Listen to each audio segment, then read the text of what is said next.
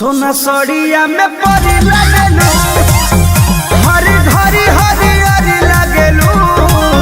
सोना सड़िया में परी लगेलू, काला किसिया का जोड़ा नहीं थे, जले वाला मारा परी लगेलू। खट्टा मीठा रस भरी लगेलू, सोना सड़िया में परी लगेलू।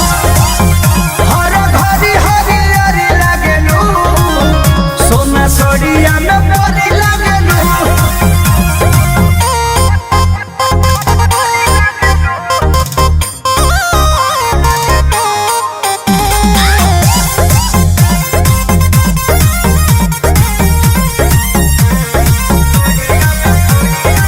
करे कजरवा जियरवा पे काबू लगे भरल बा नजरवा में जादू।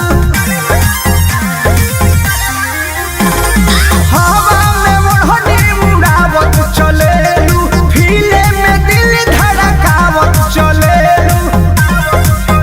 कचकले कचनरी लगेलू, गंगा जल के मछली लगेलू।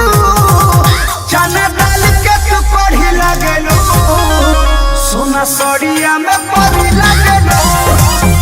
हर घरी हरी हरी लगेलू, सोना सड़िया में परी लगेलू।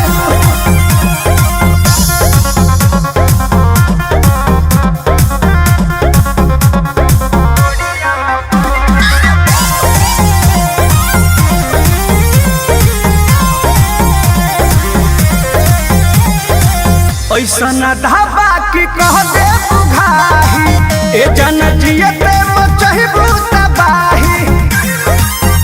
सुना रवि कन्हा से इनकार कलो तू, सुख मिली पर मुझसे प्यार कलो तू। चुनमुनिया सुनरी लगेलू, एकरे फूल झड़ी लगेलू। हीरा मोती के शिकारी लगेलू, सोना सड़िया में परी लगेलू।